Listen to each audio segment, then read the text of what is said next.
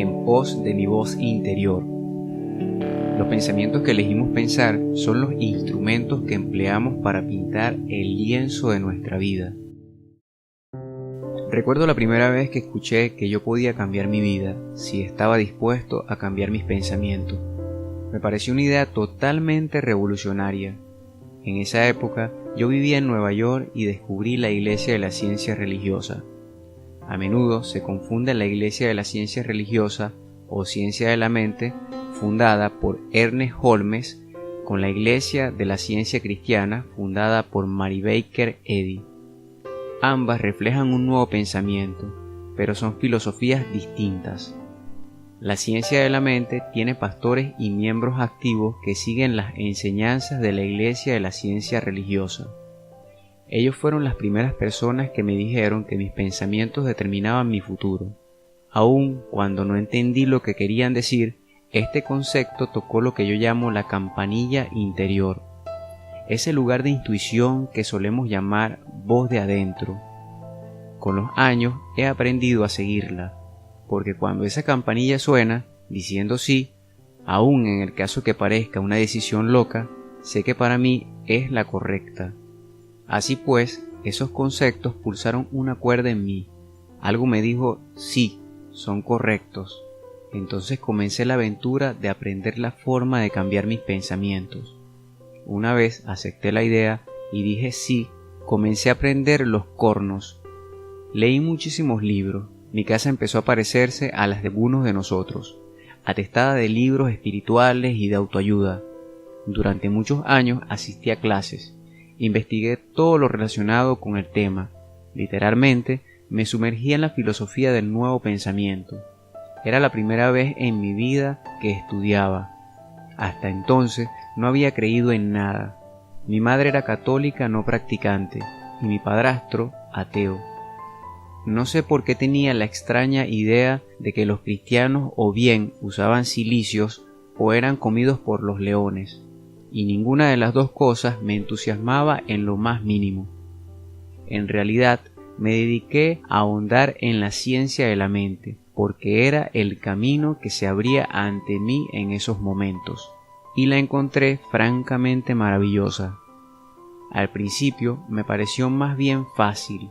Capté algunos pocos conceptos y empecé a pensar y a hablar de forma un poquitín diferente. En aquel tiempo yo era muy quejica, era toda autocompasión. Sencillamente me encantaba revolcarme en la depresión. No sabía que así iba perpetuando constantemente experiencias que me permitieran continuar compadeciéndome. Pero claro, en ese tiempo yo no conocía nada mejor. Poco a poco fui descubriendo que ya no me quejaba tanto. Comencé a escuchar lo que decía, me di cuenta que era muy crítica conmigo misma, y traté de dejar de serlo. Me dediqué a balbucear afirmaciones sin saber muy bien lo que querían decir. Comencé con las más fáciles, por supuesto, y empecé a notar ciertos cambios. Lograba tener luz verde en los semáforos y encontraba sitios para aparcar, y esto me pareció fabuloso. Poco tiempo después, ya pensaba que lo sabía todo, y me comportaba de forma engreída, arrogante y dogmática. Creí saber todas las respuestas. Ahora, al mirar atrás, pienso que esa era mi manera de sentirme segura en este nuevo camino. Suele dar miedo alejarse de las viejas y rígidas creencias, sobre todo si se ha estado totalmente controlado. Para mí era bastante espantoso, por lo cual me aferraba a cualquier cosa que me diera un poco de seguridad. Era un comienzo, todavía me quedaba mucho camino por recorrer y aún me queda. Como suele pasarnos a todos, no siempre encontraba la senda cómoda y llana, porque a veces no daba resultado balbucear afirmaciones, cosa que no podía entender. Me preguntaba, ¿qué es lo que hago mal? Inmediatamente me culpaba. ¿Sería eso otra demostración de que yo no valía para nada? En ese tiempo, esa era una de mis creencias predilectas. Por esa época, mi maestro Eric Page solía mirarme y hablar del concepto de rencor. Yo no tenía la menor idea de qué me estaba hablando. ¿Rencor yo? Vamos, seguro que no sentía ningún rencor. Después de todo, me encontraba en mi camino. Era perfecta espiritualmente. Qué pocos me conocía entonces. Continué haciendo todo lo mejor posible. Estudiaba metafísica y espiritualidad y aprendía a conocerme tanto como podía. Captaba todo lo que me era posible y a veces lo ponía en práctica. Suele suceder que escuchamos muchísimas cosas, a veces las comprendemos, pero no siempre las practicamos. Me parecía que el tiempo transcurría demasiado deprisa y a esas alturas ya yo llevaba 3 años estudiando las ciencias de la mente. Ya era miembro activo de la iglesia. Comencé a enseñar su filosofía, pero no lograba explicarme por qué mis alumnos parecían confusos. No entendía por qué seguían estancados en sus problemas. Yo les daba tantos buenos consejos, ¿por qué no los aprovechaban? Nunca me pasó por la mente pensar que yo hablaba mucho de la verdad, pero la vivía muy poco. Era como un padre que le dice a su hijo lo que tiene que hacer mientras él hace exactamente lo contrario. Entonces un día, de forma totalmente inesperada, me diagnosticaron un cáncer de vagina. Mi primera reacción fue de terror. Después tuve mis dudas sobre si todo lo que estaba aprendiendo tenía algún valor. Fue una reacción normal, natural, y pensé, si estuviera tranquila y centrada, no tendría por qué haber creado la enfermedad. Ahora pienso que en el momento en que me diagnosticaron el cáncer, me sentía lo suficientemente segura para dejarlo aflorar a la superficie y no hacer de él otro secreto oculto que no sabría hasta la hora de mi muerte. Por entonces yo sabía demasiado como para seguir ocultándome de mí misma. Sabía que el cáncer es un malestar provocado por el resentimiento, un resentimiento que llevaba dentro tanto tiempo que acababa por carcomer el cuerpo. Cuando reprimimos las emociones en nuestro interior, éstas tienen que concentrarse en algún lugar del cuerpo. Si nos pasamos la vida enterrando cosas, finalmente se manifiestan en una parte u otra de nuestro cuerpo. Tomé conciencia de que el rencor al que mi profesor se había referido tantas veces que llevaba dentro tenía que ver con haber sido maltratada física, emocional y sexualmente cuando era niña. Evidentemente albergaba resentimiento, estaba amargada y era implacable con el pasado. Jamás había hecho ningún ejercicio para cambiar o liberar la amargura y dejarla atrás. Cuando me marché de casa, eso era todo lo que pude hacer para olvidar lo que había sucedido. Creí haber dejado todo atrás cuando en realidad sencillamente lo había enterrado. Cuando encontré mi senda metafísica, cubrí mis sentimientos con un precioso barniz de espiritualidad y escondí mucha basura dentro de mí. Me rodeé de un muro que literalmente me impedía comunicarme con mis propios sentimientos. No sabía quién era ni dónde estaba. Después del diagnóstico, comenzó el verdadero trabajo de aprender a conocerme. Gracias a Dios, tenía instrumentos. Sabía que para conseguir cambios permanentes necesitaba entrar en mi interior. Sí, el médico me operaría y posiblemente me curaría por el momento, pero si no cambiaba la forma en que usaba mis pensamientos y palabras, sin duda alguna volvería a crearme la enfermedad. Siempre me ha interesado saber en qué lugar del cuerpo colocamos nuestros cánceres, en qué lado del cuerpo están nuestros temores, el izquierdo o el derecho. El derecho es el lado masculino, de donde damos. El izquierdo es el lado femenino, la parte receptiva, de donde recibimos. Casi siempre en mi vida, cuando algo ha salido mal en mi cuerpo, siempre se trata del lado derecho. Allí era donde acumulaba todo el rencor que sentía hacia mi padrastro. Ya no me satisfacían las luces verdes de los semáforos ni los sitios para aparcar. Sabía que tenía que cavar mucho más hondo.